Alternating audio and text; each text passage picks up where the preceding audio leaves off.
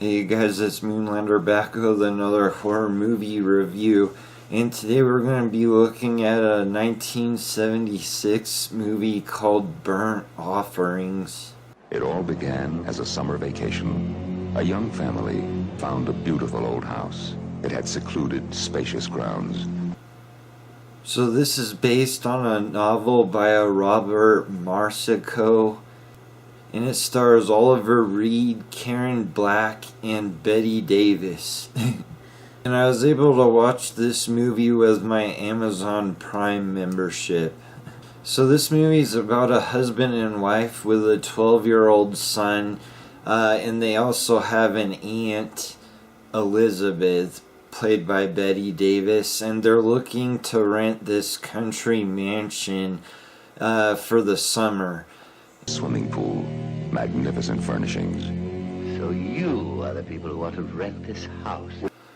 So when they visit the mansion, it's owned by an elderly brother and sister who also stay at this mansion with their mom.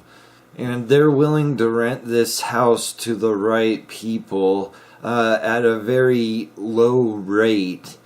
As long as they're willing to let the mom stay in the house while they're staying there. And all they have to do for her is bring her 3 trays of food a day, but otherwise she'll keep to herself. Now the brother and sister definitely have some weird feelings about this house. They even say that they think the house is immortal. And the husband is disturbed by these people's behavior, but the wife is intent on renting the house, and they do. It's not long after they start staying at this house that things start to happen. The house's condition seems to improve on its own, and the husband and wife's behavior starts to change. They start to do things they normally wouldn't do, like the father drowning his son in the pool. Now the wife seems to be hit the hardest by these changes, and she definitely becomes obsessed with the house. The changes don't affect the kid, and Aunt Elizabeth only seems to be more tired than she normally is. She oversleeps and wants to take naps, but that's about all that affects her. So as the movie progresses, it's about the father trying to convince the mother that they need to leave the house. Nightmare. In this old house, up this staircase, behind this locked door, something lives. So the things I liked about this movie is I enjoyed the type of haunting this was. While there are a couple of doors shutting on their own, it's mostly just about the house feeding off of these people. I also enjoyed the fact that they had this mother living upstairs and the wife taking it on as her responsibility and refusing to let anybody else up there or to even meet this woman. I found this to be an interesting part of the story, and it kept me wondering what was really upstairs in the house the whole movie.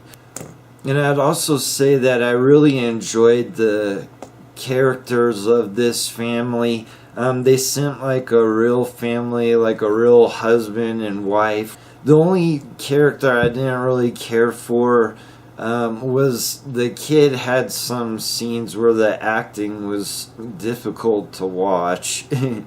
So the things I didn't like about this movie is I wish they would have done more with showing the house's progression from changing into bad condition to better condition to really nice condition. They just show the improved areas, and you're just supposed to realize that yes, it has improved, but there's no real before and after. And I also think they could have done more to make the house seem sinister. There's a couple of attempts, but nothing really stuck out in my mind. I feel like they really didn't try hard enough to make the house seem more evil and haunted. Earlier in the movie, there's a scene where they say the pantry lights out, but then moments later the kid goes into the pantry and the light's working and he finds ding-dongs in there. So I would have to say that this movie's not scary. I didn't find it to be scary at all. The father was supposed to be haunted by these dreams from his childhood about attending his mother's funeral, and a creepy looking funeral guy, I guess that's supposed to be scary to him. I mean, the guy looked pretty friendly to me. And when the father sees this man, he's frozen with fear, and I just couldn't see this for this character, and I really didn't think that whole aspect of the story worked, really. So this is a decent haunted house movie, and I do think it's worth watching, but I would not say it's a must-see. And I don't feel fully convinced into reading the book.